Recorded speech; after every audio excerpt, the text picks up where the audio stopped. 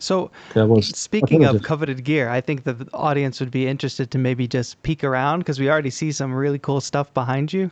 But I know from Right. some videos that I've seen that you've got lots of cool stuff all around, dude. Do you want to maybe give folks a just a quick look around of what there is to see in your studio? Sure. I mean, I try to make this short also, but we can just do a quick walk around, starting in that corner here, which is my EQ rack. Um, it's interesting to note. I mean, my console is right next to that, and this is a fairly special desk because it doesn't have any preamps and doesn't have any EQs either, which means it's a pure mixing solution and not something that you would use to necessarily record bands and stuff. And that means just because the desk doesn't have any EQs, that whole side rack over here is hardwired to the console. It's not on the pad tray, and so all the EQs you see here are basically my channel EQs to the console. Okay. And then, of course, there's some monitoring, and then if we move over here, there's piles of outboard gear of all varieties, like compressors, EQs, converters, plenty of things that you can switch on. Yeah, with the converters being down here, and this is also master bus processors I'm using during mixdown. Then over here, it's also quite interesting. It's a bunch of analog delays, the original Roland tape echo, the echo fix from Australia, which is the latest piece of gear I got here, a pair of Muga Fuga delays, which I've been using a lot on my album, and it's quite, having them here is quite luxurious because they're mono and together they form a stereo delay, and this is super nice because they're entirely analog but MIDI syncable, so it's basically a very, very nice analog stereo delay.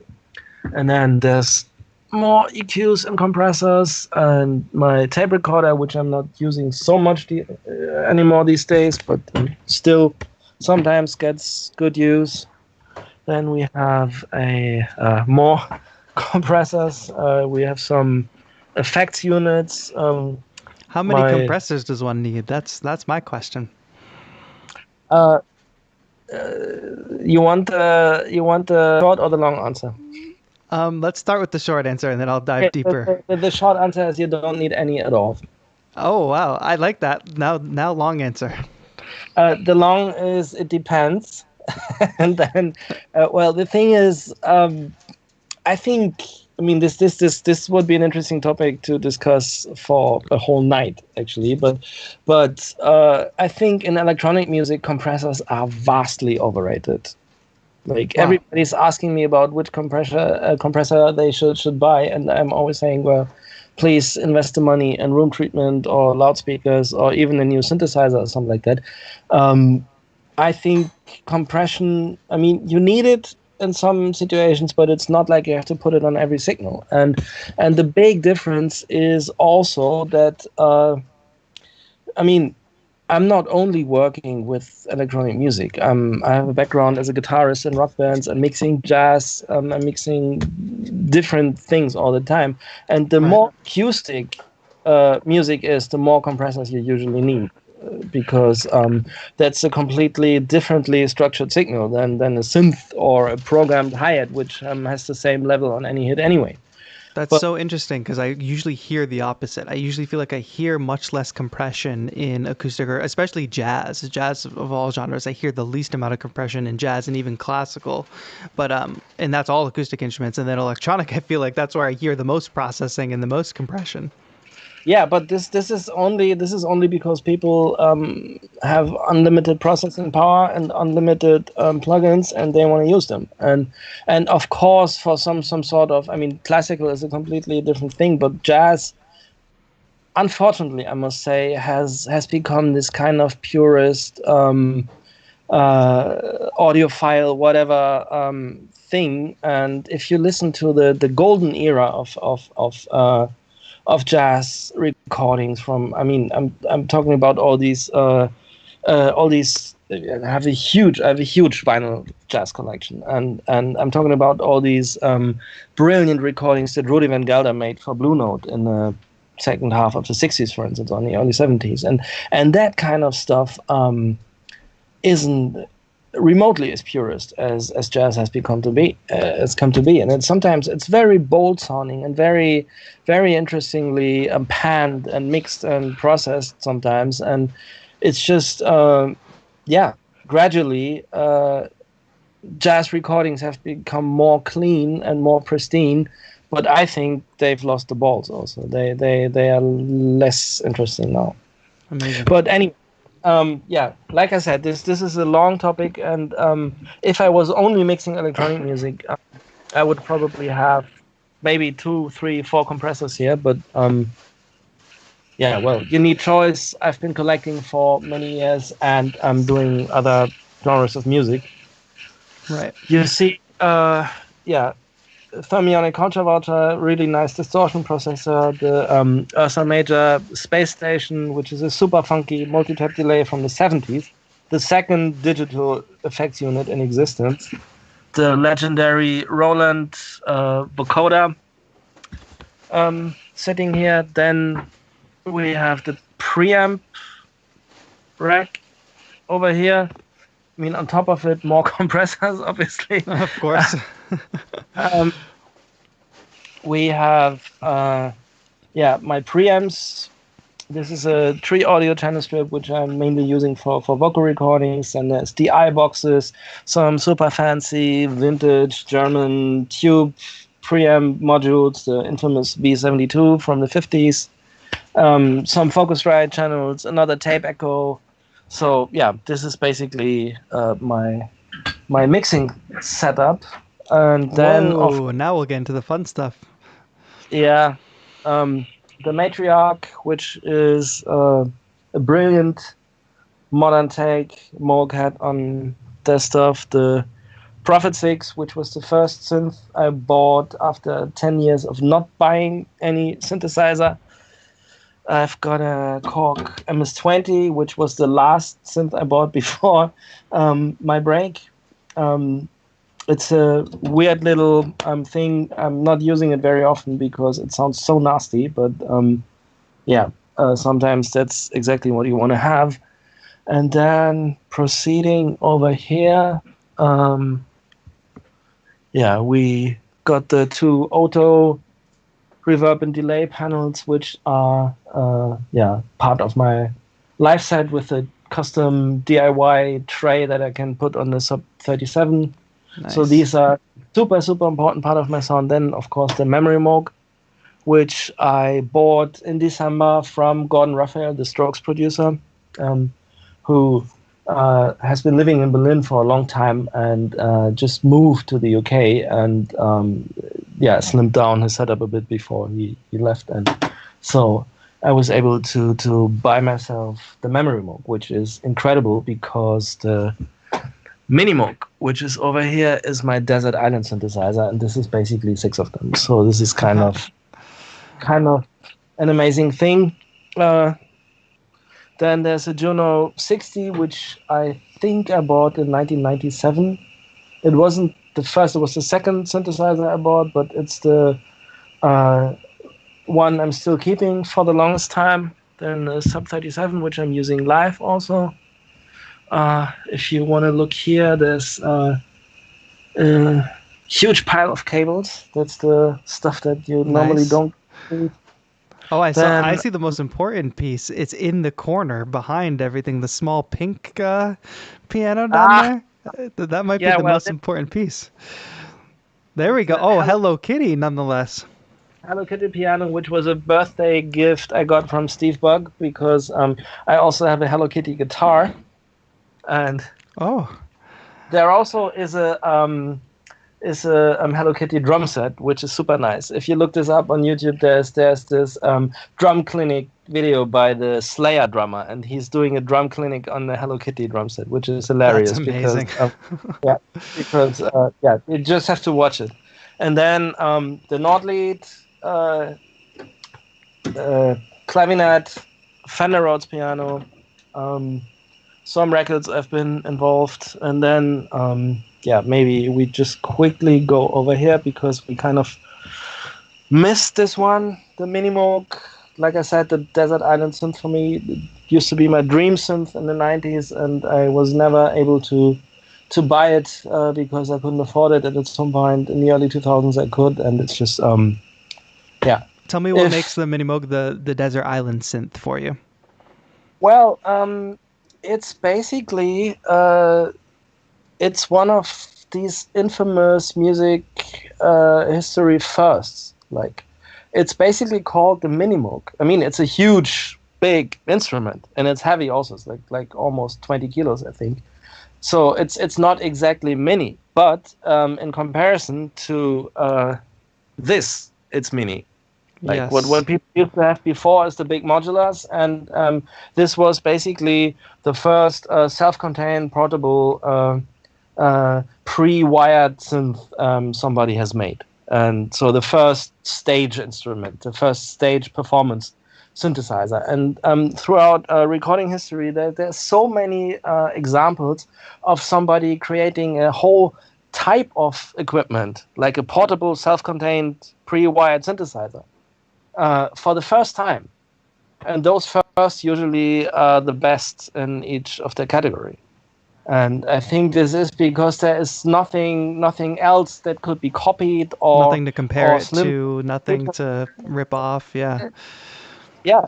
People had to just be trailblazers and really create this for the first time. And I think still, I mean, the feature set of the Minimoog, it's somewhat limited, but still you can get crazy filter FM sounds and stuff like that out of it. And at the same time, it's manageable still. Like, even if you look at the Sub 37, it has, like, I don't know, maybe twice the amount of controls or so, which is nice also. But this is, I mean, I just know what it does. I mean, you can see through it still.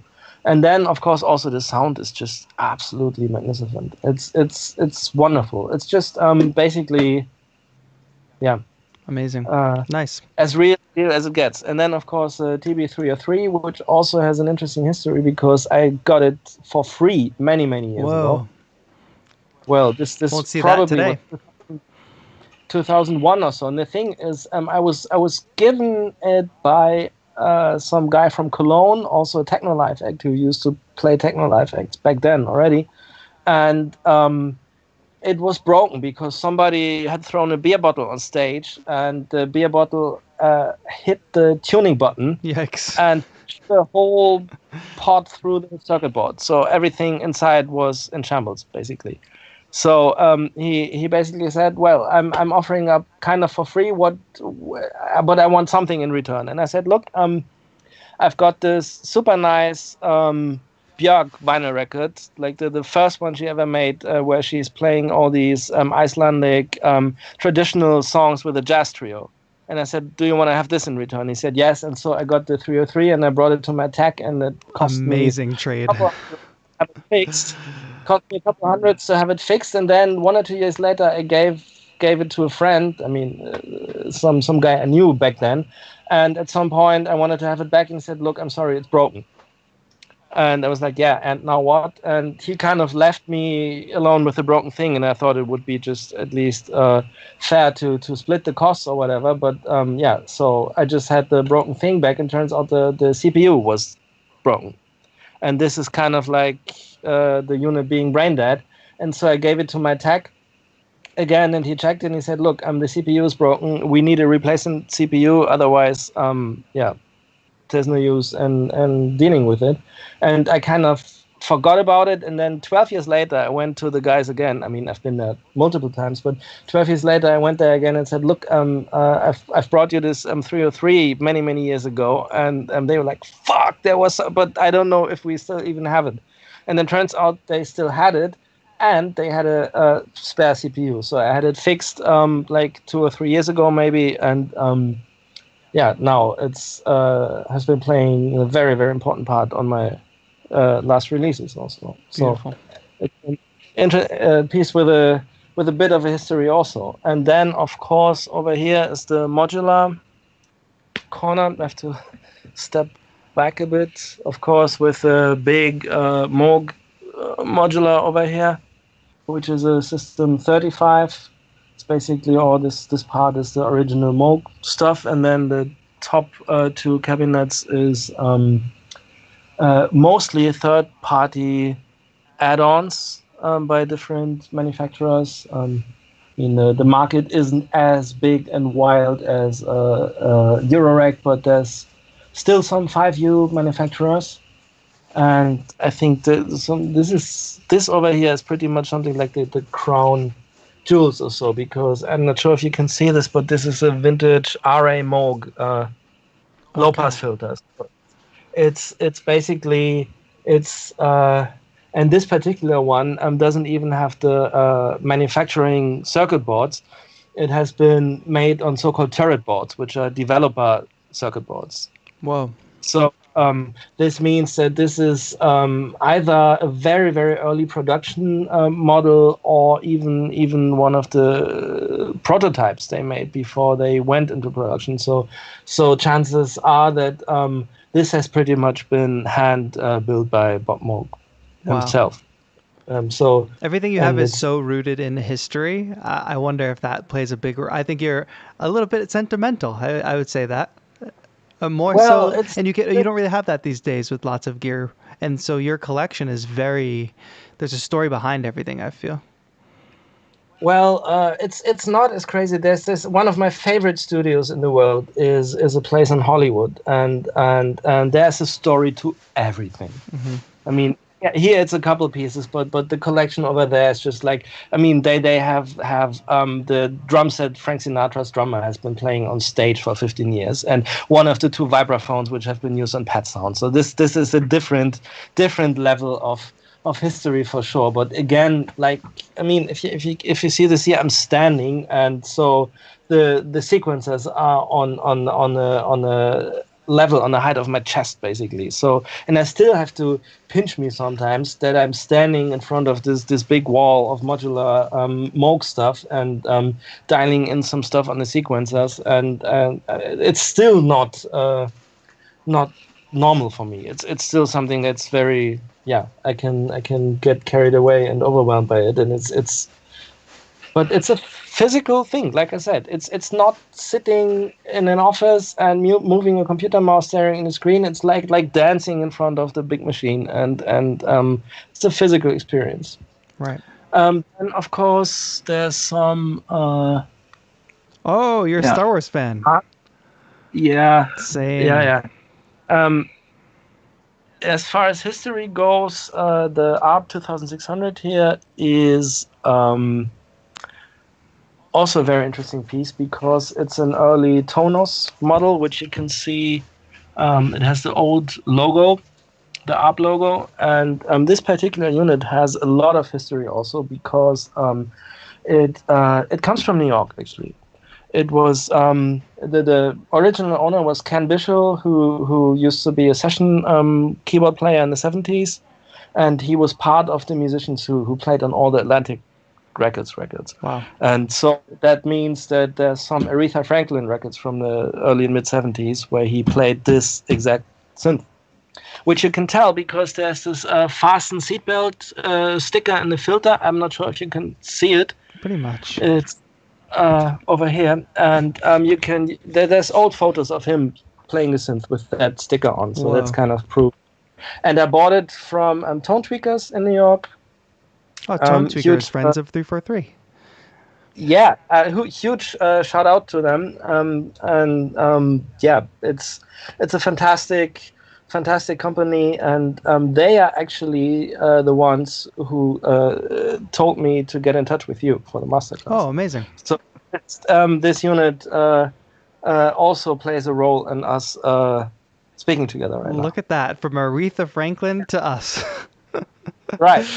So this is also very, very nice, important piece over here, and it comes with the original ARP sequencer, which is one of the greatest analog sequencers. Then is my only bit of Eurorack over here. That's a Roland System 500 next to the Buchla music easel. the DFAM by Moog, which is one of my one of my favorite instruments, actually. And then I've got brilliant pieces over here, like this one. Ooh, fancy. Yeah, so this is... Oh, Hello Kitty also. Mode. Rewind selector. Oh, that's priceless. Yeah, it comes with an echo, and yeah. And I heard it's that also... was used by the Hello Kitty back in the 70s and on her first tour. Is that true? Well, it's not in this room right now, but I told you about my Hello Kitty guitar, and I posted when Steve got me the Hello Kitty piano for my birthday. We posted a photo of us with the instruments and saying that we were doing a new live act called the Hello Kitties, and posted that on our socials. And then we got messages from people who were mad at us and thought we would have lost our mind finally and completely. Watch and out. thought for real. And we're kind of angry that we would put our reputations on the line with this kind of stuff. And it's funny. I mean, I don't have the feeling I'm putting a reputation on the line by way of having fun with toys. When my son saw my Hello Kitty guitar for the first time, when I think he was 6 at the time, and of course it's pink, and he saw it and he looked at me like, "Dad, you've got a girl guitar," and I was like, "Yeah, I have a girl guitar." That's amazing. So but that's another story. So this is basically I think pretty much, I mean, we could spend more time. Yeah, we could spend so much time, and we just went really deep.